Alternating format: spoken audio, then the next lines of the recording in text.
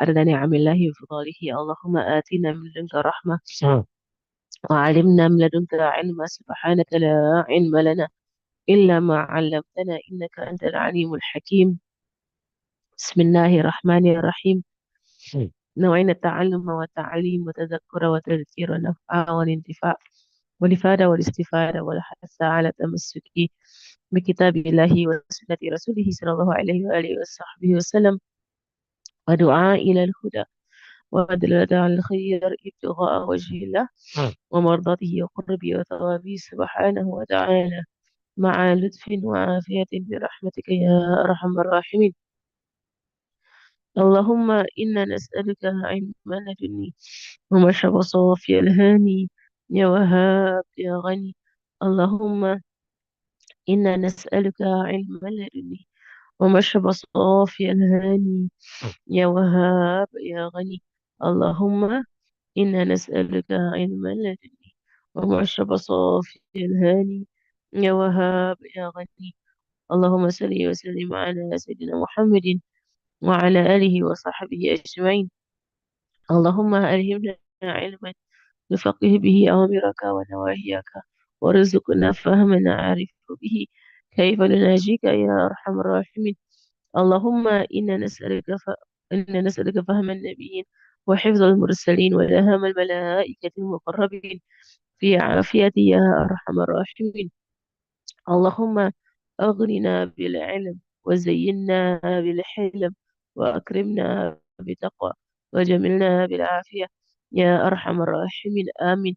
وصلى الله على سيدنا محمد وعلى آله وصحبه وسلم.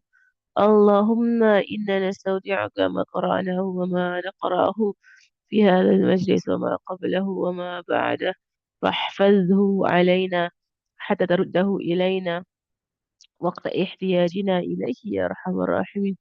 اللهم أكرمنا من نور الفهم وأخرجنا من ظلمات الوهم، وافتح لنا أبواب رحمتك وانشر علينا حكمتك يا أرحم الراحمين. آمين. وصلى الله على سيدنا محمد وعلى آله وصحبه وسلم. اللهم يا من مقاليد الأمور كلها بيده وإليه يرجع الأمر كله، يا فتاح يا عليم، يا فتاح يا عليم، يا فتاح يا عليم، افتح علينا فتحا قريبا. وصلى الله على سيدنا محمد وعلى آله وصحبه وسلم. بسم الله الرحمن الرحيم. رب اشرح لي صدري ويسر لي أمري واحلل عقدة من لساني يفقه قولي، وسدد لساني واهدي قلبي، وافعل كذلك بأحبابي أبدا، وارزقنا كمال فتوح العارفين والفقه في الدين، مع كمال الإخلاص الصدق واليقين والعافية والغنى والنصر والحفظ والنفع والانتفاع وخيرات الدارين وعلوم الأولين والآخرين. آمين. وصلى الله على سيدنا محمد وعلى آله وصحبه وسلم، والحمد لله رب العالمين. الفاتحة.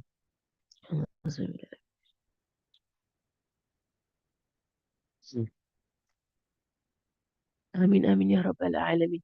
الحمد لله الحمد لله الحمد لله الحمد لله. Today we're continuing with our hadith class. Alhamdulillah. Um, and inshallah we are on the second hadith, right, on the collection of hadith, Mukhtar, uh, hadith al-Mukhtar. Right, so the selection of hadith from Rasulullah sallallahu alayhi wa sallam. As I mentioned earlier, at the beginning of this class, I said these hadith, they are very short hadith, and meant to be memorized, and of course meant to be applied, like, in our lives. Right, so they are simple, you say beginner hadith, right? So from Rasulullah sallallahu alayhi wa sallam, and a lot of them are around what you would call tasawwuf, right, which is purification of character. Right, so Rasulullah sallallahu alayhi wa sallam said, اللهم صل وسلم وبارك عليه وعلى آله. أبغض الرجال إلى الله الألد الخصب. رواه البخاري ومسلم. The Prophet sallallahu alayhi wa sallam said, the most hated person to Allah subhanahu wa ta'ala is a stubborn, argumentative person, the one who still argues even though he is wrong. Narrated by Bukhari and Muslim. Right? The Salawat after Hadith. I don't have it still. You have the documents now after Hadith. اللهم صل أفضل صلواتك على أسعد مخلوقاتك حبيب الله سيدنا محمد وعلى آله وصحبه وسلم عدد معلوماتك من كلماتك كلما ذكرك وذكره الذاكرون وغفل عن ذكرك وذكره الغافلون اللهم صل أفضل صلواتك على أسعد مخلوقاتك حبيب الله سيدنا محمد وعلى آله وصحبه وسلم عدد معلوماتك بكلماتك كلما ذكرك وذكره الذاكرون وغفل عن ذكرك وذكره الغافلون اللهم صل أفضل صلواتك على أسعد المخلوقاتك حبيب الله سيدنا محمد وعلى آله وصحبه وسلم عدد معلوماتك بكلماتك كلما ذكرك وذكره الذاكرون وغفل عن ذكرك وذكره الغافلون في كل لحظة أبدا عدد خلقه ورضا نفسه وزنة عرشه ومداد كلماته. Okay, alhamdulillah. Didn't share the slide. But it's okay. Just a heads up. I want our hadith books that we are printing, inshallah. Can you put a slide inside? So for Ustazah Anisa's book, this one, what I'm sharing here is Ustazah Anisa's you'll be printed inshallah soon. The one I'm also doing Falihin Al Hazami to put in the slawat for hadith at the beginning of the book. Right, so that we don't have to every single time where's the slawat. Like just put the slawat at the beginning right, of the book. It makes it easier for people. Like whenever they come through hadith. And then I would write a short note lah, of the fadila inshallah, or the benefit or the virtue of after reciting hadith that you recite this particular formulation of salawat onto Rasulullah sallallahu alaihi wasallam. If you all can memorize it. Allahumma salli afdala salawatika على أسعد مخلوقاتك حبيب الله سيدنا محمد وعلى آله وصحبه وسلم على معلوماتك ومداد كلماتك كلما ذكرك وذكره الذاكرون وغفل عن ذكرك وذكره الغافلون. You memorize it. You can memorize it. Okay, memorize it. This is what we say after we recite hadith, right? Inshallah. But it's a good idea to put it at the beginning. This is my own idea, but it's a good idea to put it at the beginning of hadith books, right? So nobody has to search for the slawat. What slawat do we say now? Okay, inshallah. Okay, tamam. The most hated person to Allah subhanahu wa ta'ala is a stubborn, argumentative person. Aladul Khasim. Right? And I spent a few weeks explaining the word Aladul Khasim. I also spent some time explaining the word hated. Right? What does it mean by someone being hated by Allah subhanahu wa ta'ala? And what it means by someone being loved by Allah subhanahu wa ta'ala. All of this, for us to understand in the context of Allah subhanahu wa ta'ala, who is unlike the creation. For us as creation, hatred and love, are emotions of attraction and repulsion. Right? These are emotions of attraction and repulsion for us human beings. Allah subhanahu wa ta'ala is beyond that. Right? Allah is not attracted right, to anybody, nor is he repulsed from everybody, right? From anybody. Right? But when we say Allah's love and hatred, what we mean is Allah's mercy. Right? When Allah loves a person, that His mercy descends onto that individual. And when Allah subhanahu wa ta'ala is angry with a person or hates a person, like then the mercy of Allah subhanahu wa ta'ala is denied from that person, is removed right, from the mercy of Allah subhanahu wa ta'ala. And anybody who is removed from the mercy of Allah subhanahu wa ta'ala, then that person is a wretched person right, on the day of judgment. And we went through quite a bit about the seriousness of being argumentative, right? And that our religion does not have any place for people who are argumentative, right? It is not, it is a character that is highly frowned upon, and is a character that the Prophet sallallahu alaihi wasallam himself never exhibited. Right? He never had this character of of argumentation. This character of always arguing. Sallallahu alaihi wasallam. This yesterday I was on no yesterday today is what day? Monday, Saturday. We had a class with Zainab Ihya Ulumuddin, and she's entering into the section on brotherhood. Brotherhood. I was thinking, you know what? I want to do that. I want to do that section for Shawwal. It's so good, mashallah. The section on Ihya Ulumuddin, on brotherhood, on companionship, on relationships. right? This entire section on the Ihya al-Muddin. So good, mashallah, so good, mashallah. Imam Ghazali, he actually begins by saying that good character, right? Good character is a tree. It's like a tree, okay? It's a tree that grows in a human being. Right. So when you have a good character, is that you preserving this tree, guarding over this tree, like watering this tree, and giving it fertilizer and so on. And basically is you, like nurturing this tree when you have good character, and then you remove the weeds, you remove the parasites, you remove anything that harms the tree by what you're doing in removing bad character. And he's just a very important, a very good point, Imam Ghazali. He said that um, he said that it is not to say that when someone has good character that they have automatically removed bad character. No, good character and bad character can sit in the same individual. It can. Of course it can. Of course it can. Right? Because we know it. We know it. Because different characters manifest in different situations, right? So towards some people, maybe the bad character appears, right? Towards some people, only the good character is shown. Right? It's normal. It's normal for human beings, right? It's not called being two-faced. It's just called being human, right? So human beings, we play our cards, right? We play our cards. So there are people that you really want to impress, right? All people who have position, all people who that you really look up to, and you show them the best character. You never frown in their faces. You never argue with them, right? You always, you always lower yourself in front of them. Samina wa ta'na, we hear you obey. Marhaban, marhaban. Whatever you want, you will do. At your beck and call. The kind of thing. Like and the person might see you as mashallah, this person, mashallah, her character is so good, mashallah, tabarakallah, and that's what but then when you meet someone that you don't actually like, or you perceive this person to be lower than you, or you perceive this individual to be undeserving, right? It's all perception, right? It's all perception.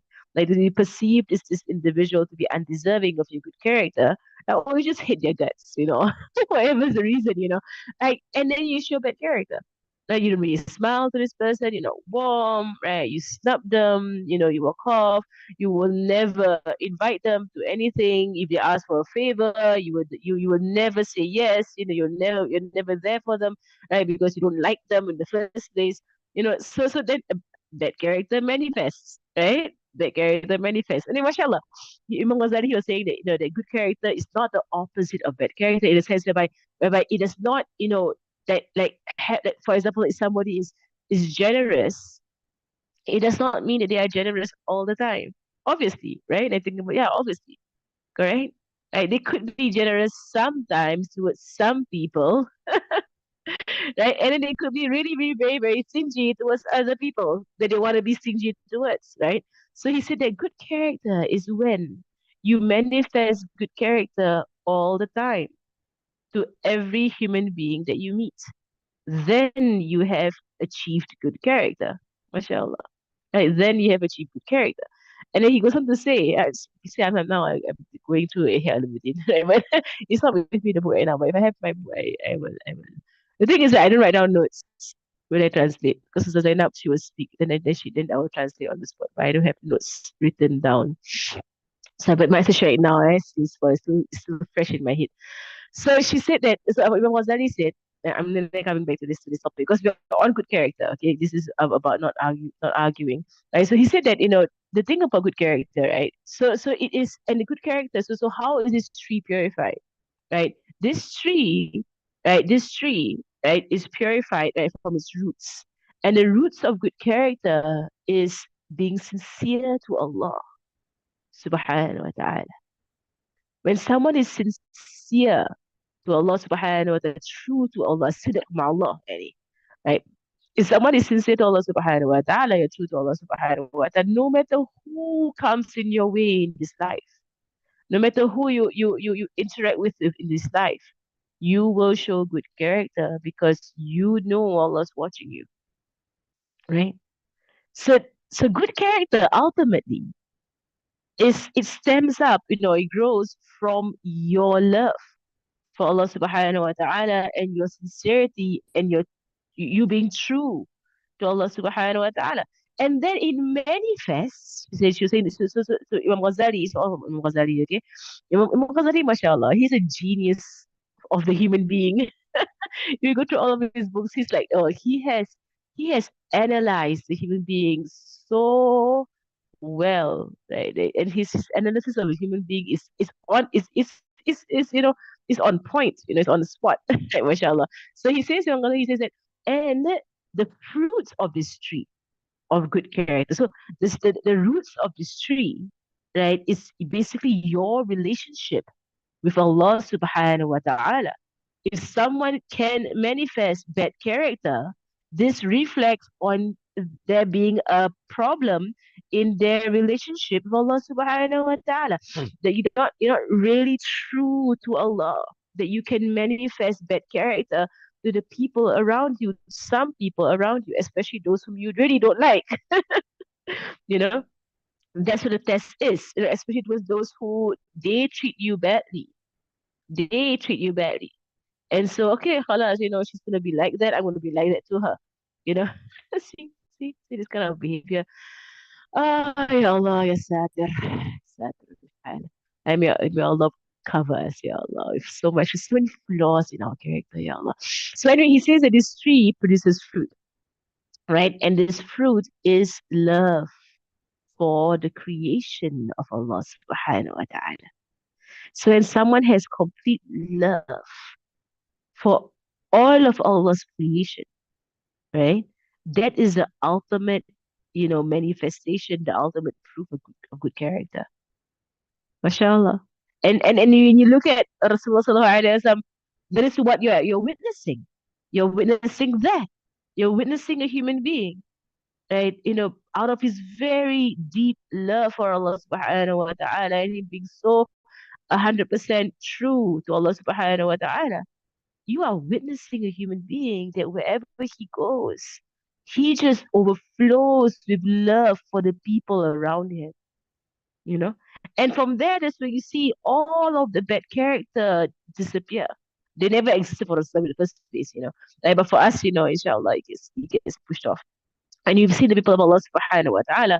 And when I was sitting with Zainab, I was just staring at Zainab. If you met her, you've met her, la, mashallah. She's like a manifestation of someone like that. Like, she has so much love to give to everyone that she meets. If you meet her, you're just like, Ya Allah, this woman, Ya Allah, she's so much love to give.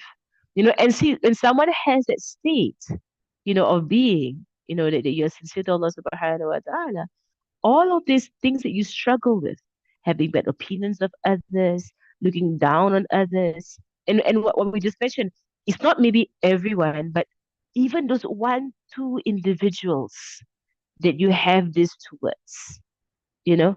And most human beings, we have it. Most human beings, we have one or two people in our lives, if it's more, it's worse, right?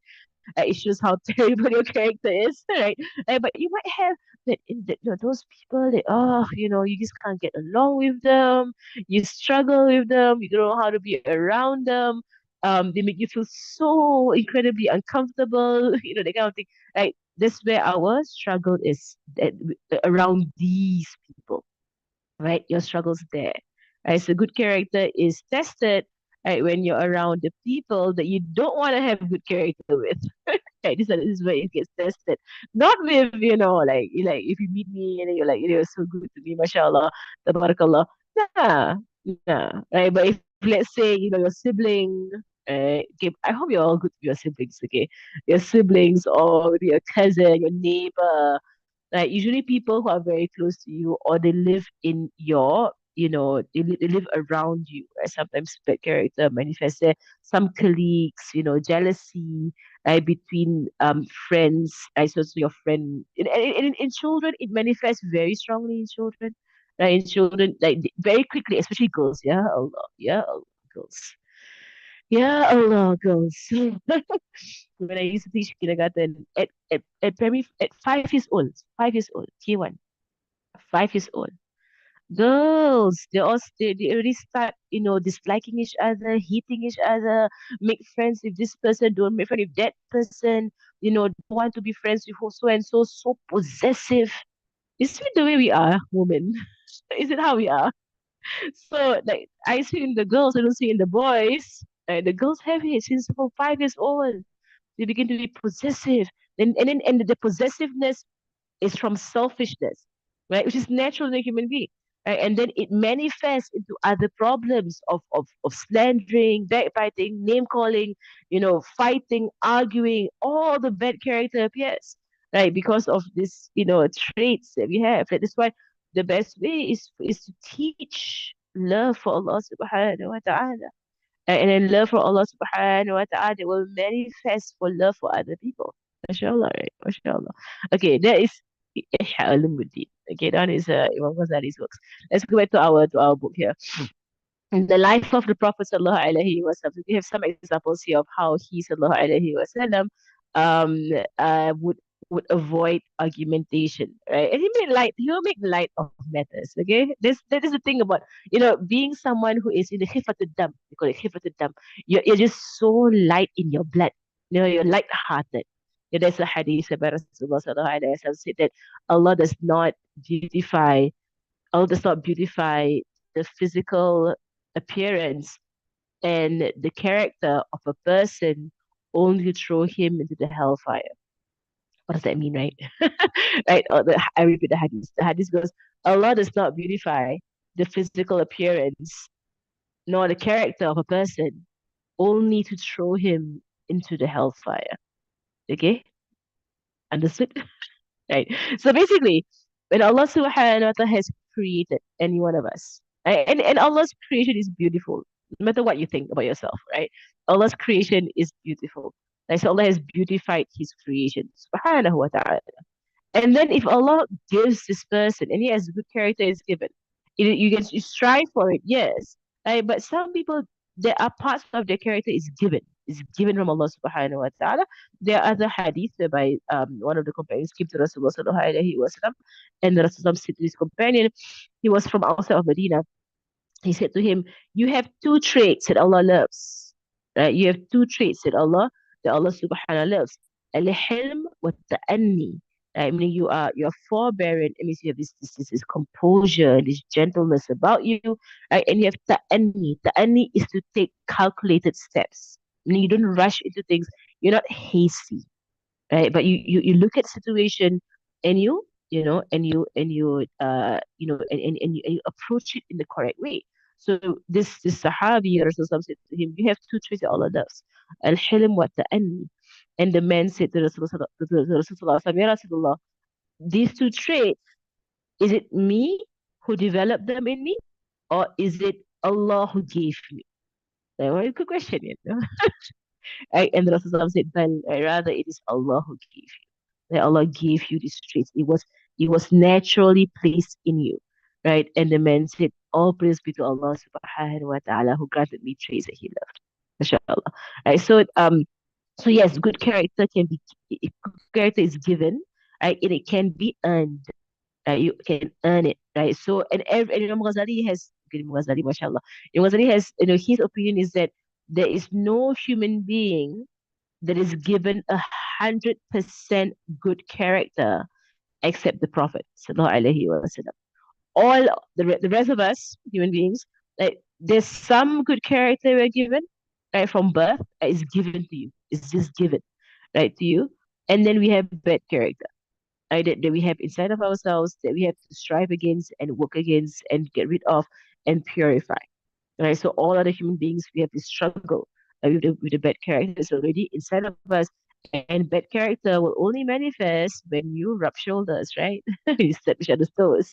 If you sit by yourself in the cave and you seclude yourself from everybody else, you would know that you have dormant bad character, right? But it's only when you begin to interact with people, then it manifests to you in front of your very eyes. Oh, Ya Allah, I have jealousy, Ya Allah, I have hatred, Ya Rab, and then you begin to realize I actually have bad character, Ya Allah, and don't panic, it's the way human beings are, we have bad character.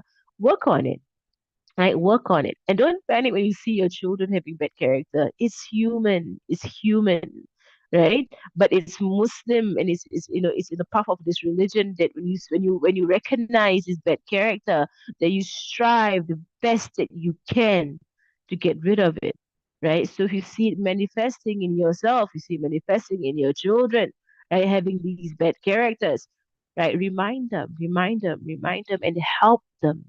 Don't scold them, help them, right? Help them overcome these bad traits. Help them, point it out to them. Like you see, you said this about your friend, right? This hurt her feelings, right? You see, you argue with your brother, right? Why do you argue? Why must you all argue? What was the reason why you argued? Right? Why did you fight? Why? Is it very important? Like, was it so important that you have to fight and shout at each other? Was that important? Make them think. Make them think. So they grow up to be adults that will learn that certain things is just not worth it. It's not worth getting upset about. It's not, you're giving them very strong resilience, towards the world really, and the people of the world, right?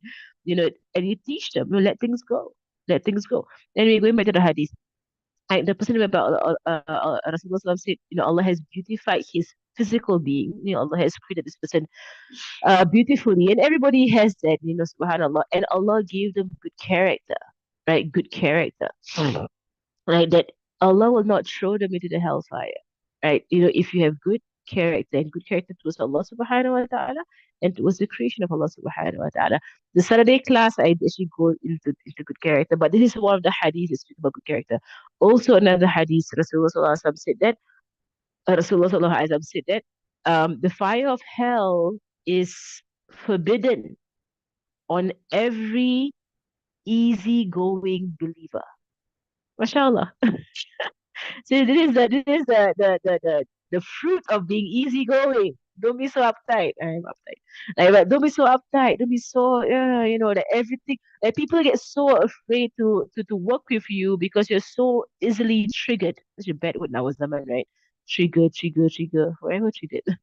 Right? But the hadith goes that that the fire of hell is forbidden on every easy-going believer. Be easygoing. In fact, it's another statement, I'm not sure if it's a hadith or not, another statement that a true believer is the one whereby his brother meaning brother in Islam or real brother, is able to take their things without fearing, like a true believer. You get me? And so if someone could just come and just use your stuff, take your stuff, and you don't fear you're gonna get upset. They don't fear because you're so easygoing. And you're such an easy person that people don't mind. They don't get afraid that, oh, she won't mind. I'll just use the stuff. She won't mind. And that, because that's your character. You make things easy on people. Yeah, look at us with character. Yeah. Okay, so going back to this hadith, to this story here, in the life of Rasulullah Sallallahu Alaihi Wasallam. So it's all about being easygoing, being light, like in Arabic they say light-blooded, right? Light-blooded, like basically, light-hearted in English. You say light-hearted. In Arabic they'll say light-blooded. Right? So you're just light in the way you are. You're not difficult on people, right? Everything, like here in Tarim they'll say adi, adi. And they will say, it's normal, it's normal. Like anything, or they say, which means no one's gonna say anything about it. Don't worry about it. No one's gonna say anything. It's okay. Nobody's gonna say anything. They will say like shit, like shit. And they'll say these kind of things, like meaning like it's not a problem. Don't worry about it, right? And they are like that, and you feel so comfortable around them that no one's gonna judge you, and no one's gonna point out that, oh, you're not putting your weight. No one's gonna point out that, oh, you're not contributing. You're not helping out. You're not this. That. No one's gonna say anything. They just do things for Allah subhanahu wa ta'ala. And that is why they don't argue. They don't, right? Subhanallah, all of my classes in school right now, they're all Yemenis, they're all locals. No one argues. No one. No, they just don't argue, ya Allah.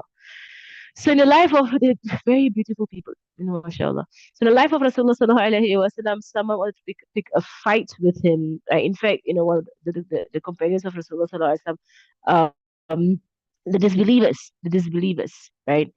It's a good question here. Someone said we like to manipulate and take advantage of like other people. It's okay. It's okay. If they want to manipulate you and take advantage of you, that's you may dua for them that they are in that state, that they do that. You make dua for them when they're in that state, they do that, right? But you don't change the good behavior that Allah loves. You get me? You are good heart. You are kind hearted and light hearted because Allah loves it.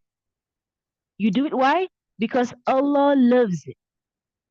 If there are people who are going to manipulate and going to take advantage of it, see, this is an ideology from our modern times, right? From our society.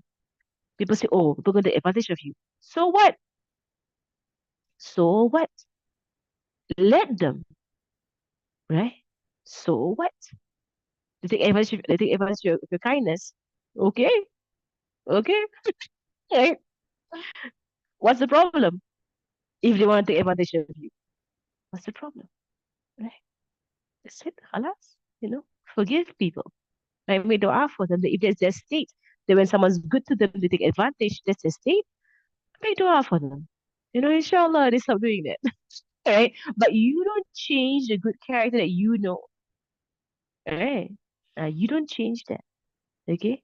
Right? Imam Ghazali was say also for good character, people will be like, if I keep quiet, that was Zainab was saying this, it hit me so hard, yeah, because it was happening to me sometime last year. Right? She was like, and so Zainab says if she's like reading through you and she knows exactly your issues. So she was like, sometimes you sit in a gathering, and things were said and you maintain good character. You kept quiet, you marhaba, you lowered your head, you took it. You took it. Then after the gathering, your nafs comes to you, your shaitan comes to you and says to you, you should have said this to them and said that to them. You should have told them this and that. You should have done this. And she was like, don't regret the good character that you showed. And don't let someone say to you, oh, they trampled all over you, and they stepped all over you, or trampled, you were so abused, that kind of thing. But you're like, no, in this situation, you just kept quiet. It's okay. You had good character. Don't regret the good character you showed, right? Right? And don't say to yourself, oh, that was weak. You were so weak. You could not, you didn't want to argue. You were so weak, right? In the face of people, in the confrontation, you were so weak. You know what to say. Right? No, you had good character. You maintain your peace, and you maintain the silence. And that was the best way forward, right? And really, if you think about it now, right? This said Omar said that he regretted so many times when he opened his mouth, but he never regretted keeping his mouth shut. He actually never regretted. It is in the point of argument. What I mean, it's a point of argument, right? So don't let the whispers of the zaman say to you. It's the whispers of our zaman, of our era, say to you that what, being forgiving, giving in, being light-hearted. So all types of weaknesses. You're being weak. No, no, don't let that whisper come to you. You're not being weak. You're following the way of the Prophet. Sallallahu Alaihi Wasallam. It's not weakness. It's not weakness. Right? In fact, it is strength. It is strength where you don't always see the need to have to defend yourself. Right? But let things go. It's okay. Right? Allah will handle it. Allah will handle it. It's okay. Right? So if you want to manipulate you, dua for them, I'll say that. But don't change your character. Right? Don't change your easygoingness.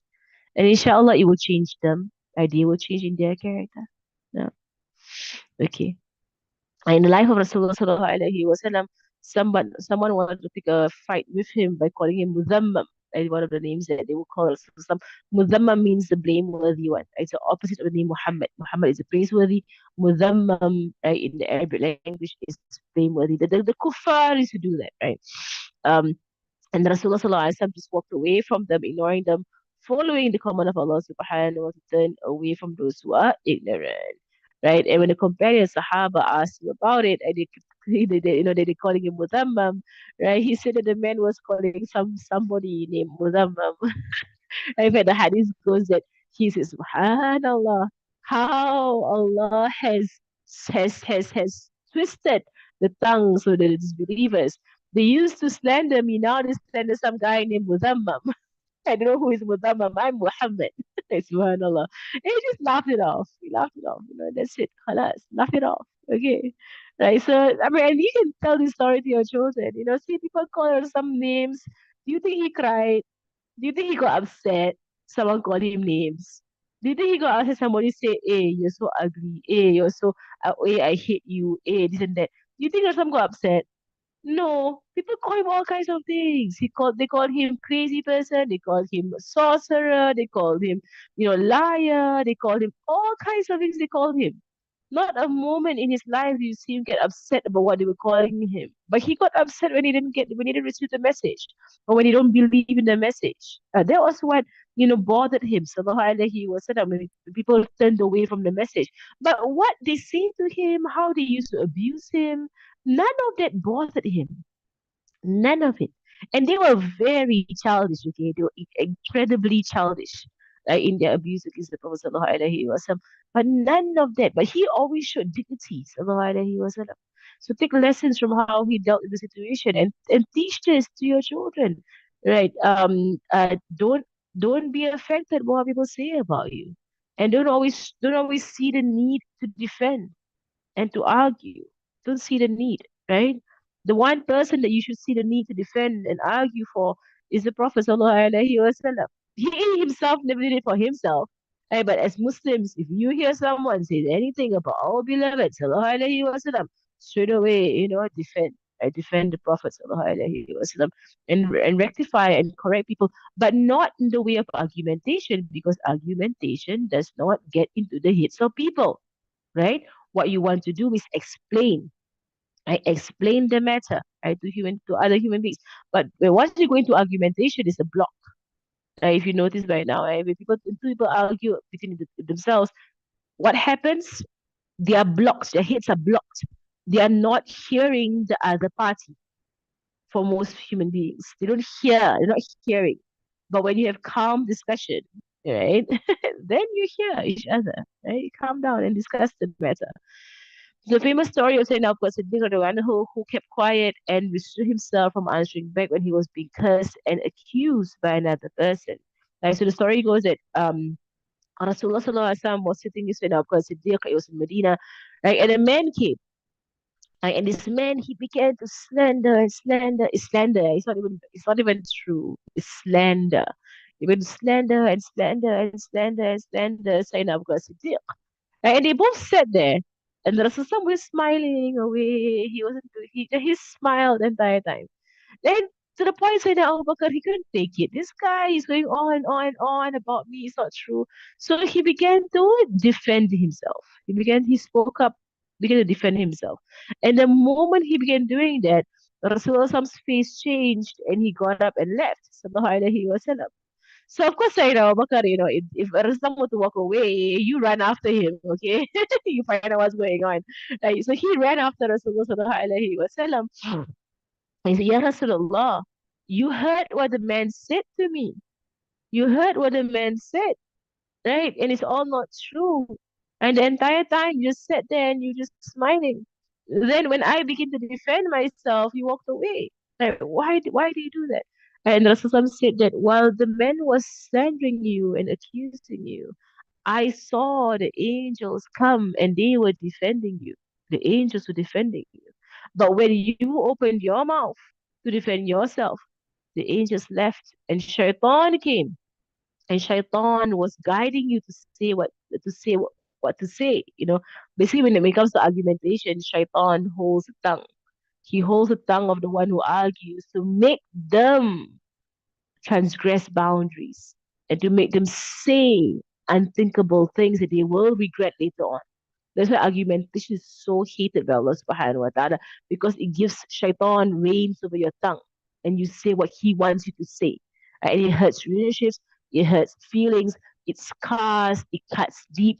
And people can forgive, but the memory is there, right? It does ruin things between people, right? Argumentation. Because shaitan takes hold of the reins, right? When people are arguing. So he said, so shaitan came and he took over and I don't sit in the same room with Shaitan. So therefore I left. Right? The Prophet ﷺ said. Right, so the learning point here is that when you are quiet, if you don't have to argue, you don't have to argue. Let it slide. Okay, let it slide. They want to think bad about you. You know what? Allah will rectify that. Allah will rectify that. Right? Just make dua to Allah subhanahu wa ta'ala. You be a good human being. Like you aim on being a good human being. So it doesn't argue back. The angels defend that person, whereas when one tries starts to argue back, shaitan comes and takes the place of the angels and he would instigate. I would instigate each person in the argumentation to make them transgress the boundaries. That's what he wants, Shaitan. And he'll make you say the unthinkable towards each other. He'll make you say, I hate you, I hate your guts, I can't stand you. And all of the flaws of the other person will start coming out, coming out, coming out. And then you're just gonna hurt their feelings. Even worse if the other person is your family member. Even worse if the other person is your parent or your spouse, right? And all the flaws of that individual. And sometimes because being close to them, you know their flaws. You see it. Right? So when argumentation happens, people they stab at where it hurts the most. You're gonna take the steps over there. Right. So being close to someone, you know their buttons, you know what they are, self-conscious about. You know what they are sensitive about. Right. So shaitan makes you, step exactly at those places and it hurts the most. And so they will say they will attack they will attack your character, they will attack your your physical being, they will attack even your children, they will attack no, they know where to hit. But it's shaitan, it's his work. It's his work, right? To cause for dissension amongst believers. That's what he loves.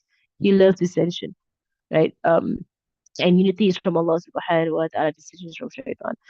So may Allah subhanahu wa ta'ala grant us ability, ya Rab. May Allah grant us the ability to not transgress and to control our tongue. To control our tongue. So tips are point tips here, tips of okay, so now what do we do if I feel my blood boiling? Okay. So what do I do if ya Allah, I want to argue? You feel so tempted to argue. Or someone they're really going, they're really, crossing the boundaries, they're transgressing, they're really saying stuff is not right, right? What do we do? Of course, the answer is keep quiet, lah. Right? The answer is keep your mouth shut. Don't talk. Right? Don't say anything because the more you open your mouth, shaitan comes in and he takes hold of your tongue. All right. So the first line of defense is that you need to shut your mouth. You need to. You need to. Say, but they're gonna keep abusing. It's okay. It's okay. Right. Now it's okay. It's okay. In your heart, do salawat. Salawat in your heart. In your heart, ask Allah to rectify them. Right? If they have this kind of bad character, all these accusations, against you, they're all false accusations. Right? You know what? And I do see it. Right? That, subhanAllah, whenever you don't defend yourself, they come around, They actually come around and they realize they were wrong. And you don't have to say to them, that what you did was wrong or you had a bad opinion of me, you had fun of me. They actually come around and they realize that, because you keep showing good character, they realize it. But it takes patience and also belief in good character. That good character works. Good character works, okay? Right? So don't think, no, I have to argue, I have to defend myself. La la la la. You don't have to. It's okay. Right? Do what you know to be good and just let things be. And it's a very peaceful way of living, where you don't always have to correct everything, right? Just let it be, especially when it comes to your rights, let it be. There's a story about Sayyidina Ali Zain al-Abidin. Imam Ali Zain al-Abidin, the son of Sayyidina Hussein, who is the grandson of Rasulullah sallallahu alaihi wasallam, right? Sayyidina Ali Zain al-Abidin.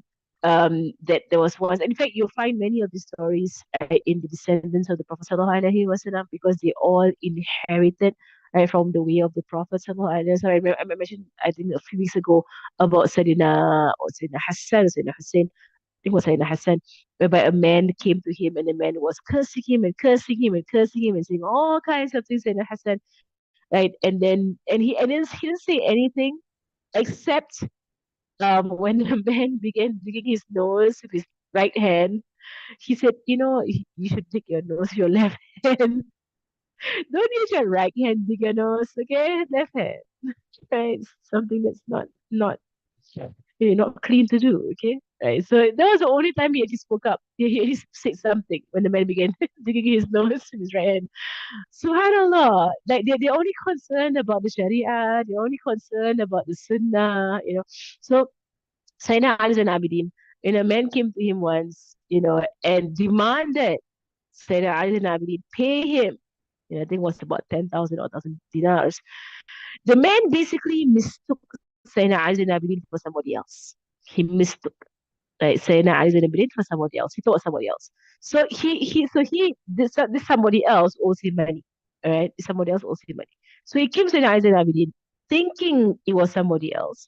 And he began kind of abusively demanding his money back, right? He could have asked nicely, but he didn't. Right, so he kept abusing and saying all kinds of things and saying, you need to pay me back and you never pay me back and you're also stingy, you're all liars, whatever. He went on. He went on his accusations. Some people are like that. You don't even know what's going on. They come to you and it's begin to abuse you like what? And you're like, what's going on? What did I do? you know, and then yeah, subhanAllah. There are people who are like that. And don't be the kind of person before you go into any form of accusation, check first. Like calmly say, I'm sorry, I heard that. Is this true or not? Tell me if it's true. I heard, that day, you did this and that, or you said this and that about me. I heard this. Is it true? Are you okay? Do you have an issue? Can I help? Can I rectify? Right? Be calm. Okay. Don't be confrontational. Be calm. Right? Just come to someone and say that, I heard this that day. Verify the information first. Verify the information. Right? Let them say their part, right? And then rectify. That's it. There's no need to go into someone's face and start to accuse them about stuff. So, but this guy did that. So then Anas and Abidin, he said to the guy, "How much was it that you're claiming? How much is it?" The guy was like 10,000, dirhams or some sort. And he said the price, this amount, right? So Sayyidina Anas and Abidin said, "Okay, follow me." So he went to his house. He took out that amount, which he did not owe the man. He was not the guy the man was looking for, actually, or somebody else. Right. But the man mistook him for the guy. But Sayyidina Ali said, didn't even say, I'm not the guy you're trying to look for. Right. I'm not your guy. He didn't even say that. He was like, how much do you owe? How much is the amount? And the guy said the amount. So he went to his house, he took out the amount from his house and he gave it to the guy. And the guy went off, happily he got his money back. And then he found out he got the wrong guy, right? He found out that they were like, do you know who you were abusing just now? They were saying that Ali Zain Abidin, the great grandson of the Prophet Sallallahu Alaihi Wasallam. Don't you know that? Like, you got the wrong person. Right? And then the guy was like, oh no, ya Rab, I got the wrong person. So he went back to Sayyidina Ali Zain Abidin to apologize and give the money to give it back, right? He said that, yeah, oh, grandson of Rasulullah Sallallahu Alaihi Wasallam, didn't know it was you. I thought you were somebody else. I'm so sorry. And he apologized and he he was repentant and he wanted to give the money back. And so now Ali Nabi said that we, the family of the Prophet, that once we put out money, we don't take it back. Right? Once we put out money, we don't take it back. It's for you. Right? Rectify between you and that person. It's for you. Right? They don't mind. And this is a lot of money, okay? It's like that if you put it in our zaman, it's like in the hundreds or probably the thousands of dollars. He just gave it away just to rectify between people, right? And if you are the kind of person who argues, or you make problems because of money, of dunya, or how low is that? That is so pathetically low, right? If you're going to argue and argue and argue about money. And then you say, but they're going to take advantage of you. So what is dunya? So what is dunya? Allah will give it back if you really want it, right? So the worst kind of argumentation is because of dunya, because of money, right? People, they haggle. For me personally, whenever I want to buy something, I go to a shop, I ask how much is it, right? They say the price. If I think the price is reasonable, I buy it. If I don't think it's reasonable, I walk away. That's it. What is with this habit of haggling? Why? Right? Say, oh, but they're going to jack up the price. They're going to jack up the price, to make use of you because you're a foreigner.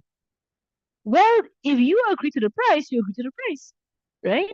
If you think it's too much, then walk away. As simple as that, right? I've seen people, they will haggle and haggle and haggle and haggle and haggle. You're hurting people. You're hurting. If you agree with the price, agree, pay. If you don't agree with the price, walk away. Halas, right? Right. Don't, you don't have to haggle anything. Okay, like make it easy on people, right? So I just find it really ugly. This entire bargaining is not a sunnah. Season bargaining is a sunnah. Bargaining is not a sunnah. It's not. It isn't. There's no sunnah in bargaining. Rasulullah SAW would just look at what he wants to buy. He asks the price, and if he can afford it or he thinks he can pay for it, he pays for it. In fact, the way of the righteous is that they'll always give more. The way of the righteous is that they'll always give more, right? There was one time, sorry, there's one time here in Tarim, because Tarim, mashallah, their currency is it's weak. So a lot of things that we see here be very, cheap for us. Right? It's very cheap, to buy these things for us, right? But for them, it's a lot of money. It is a lot of money, right, for them. So there was one time they were discussing on the groups, and they were saying to people to not pay the cleaners, because they get the locals to come to our houses, and to clean our house, right? So there were people who were saying to not pay them too much, right? But this is the market rate to keep it low. Then I was talking to Samuniba about this actually. Samuniba, mashallah. She was like, she said to me, why do people do that? Like, why, your currency is very strong in your country, and you come to a country whereby they are dirt poor, and you want to be calculative about what you pay them. They know you're foreigners, right? And they know that they're going to expect from foreigners this amount, right? But they're going to expect from locals that amount, right? They know it. They know it. What's so bad about you paying more? And I do that myself. Right? If I get a taxi whatsoever, and the price is like, they will get me from my college to home, and they will charge me 3,000 Yemeni, which is basically like what, $2 Singapore, more or less, or $1 plus Singapore. Right? It's so cheap, ya Allah. Right? And they have petrol and everything. For me, I'll just give a bit more. Like for me, it's not an issue with me because it's flow of wealth, right? It's flow of wealth. So especially if you go into countries, whereby these people, they're trying to make ends meet. Have mercy on people. Have mercy on people. That your country, your currency is strong, right? Our dollar is strong. What's so wrong with giving them more?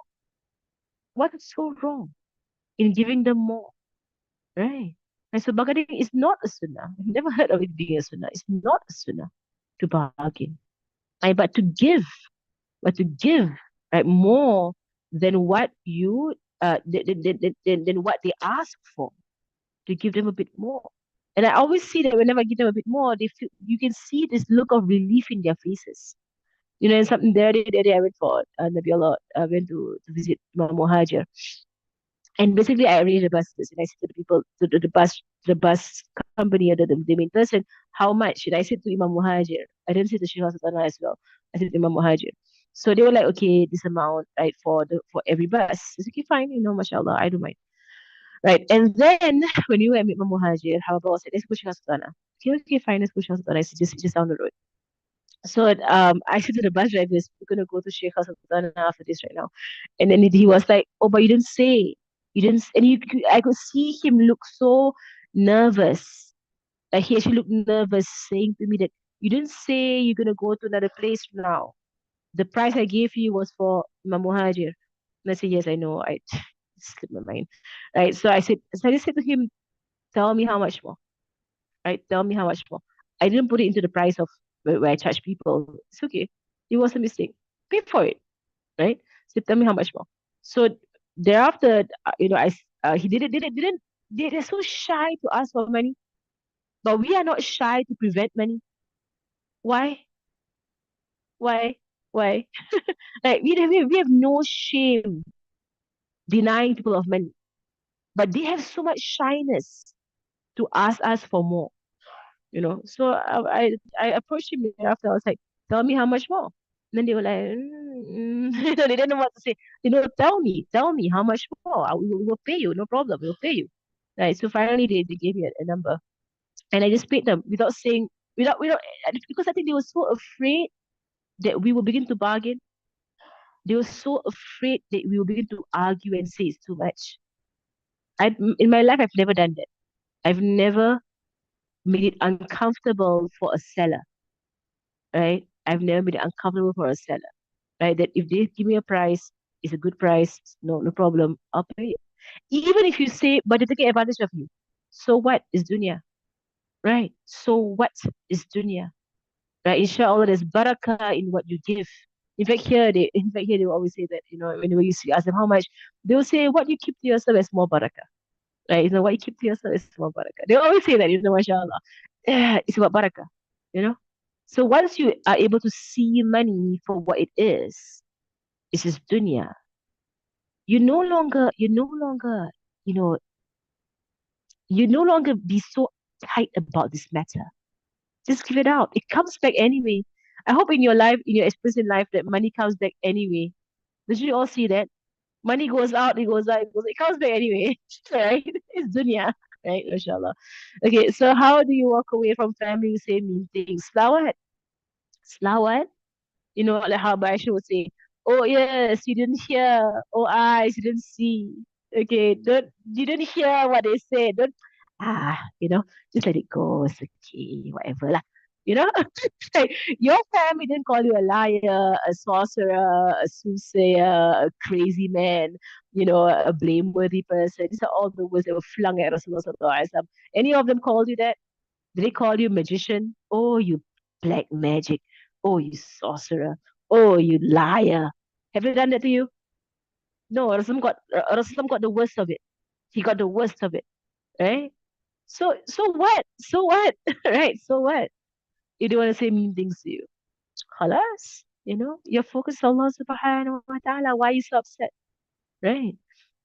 Right? They blame the flaws on medical and medical condition. Then forgive them. Then forgive them. They are unable to help themselves. Forgive them. Right? Forgive them. Even more. If they say that they have all these issues and these conditions and whatsoever, even more, you should have mercy on them. Even more. And that's why, like, for myself personally, when like I would encourage for parents to diagnose children, especially those children that you suspect has autism, right? Have them diagnosed. Why? Because it helps people have mercy on them. When someone is misdiagnosed or not diagnosed, like, is people judge them thinking that they should know better. You get me? Right?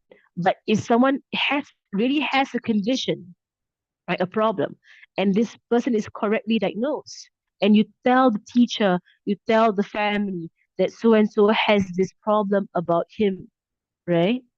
For me personally, as a teacher of children, it makes me have more mercy on the child. And I will not, you know, you won't push them to a limit they can't handle. Because if this child is on the autism spectrum, okay, they cannot handle certain things. And you cannot force them on certain things. They can't, right? Even on a level of low IQ. And low IQ is a real thing. Okay, low IQ is a real thing, right? So for some people, they have a lower IQ. It's not, it's not an aib. It's just the way Allah created. That Allah created some people in that way, and they can't understand matters, and or some people they can't manage their emotions. So if you can identify this, you have mercy on them. you actually can have mercy on them. You get me? Right? So it brings about mercy. MashaAllah.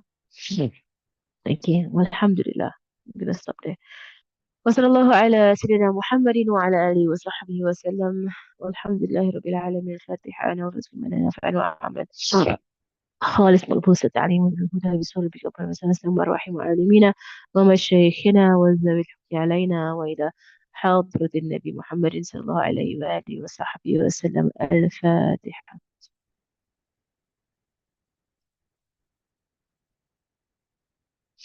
سبحانك اللهم وبحمدك أشهد أن لا إله إلا أنت أستغفرك وأتوب إليك. بسم الله الرحمن الرحيم وعلى عصر.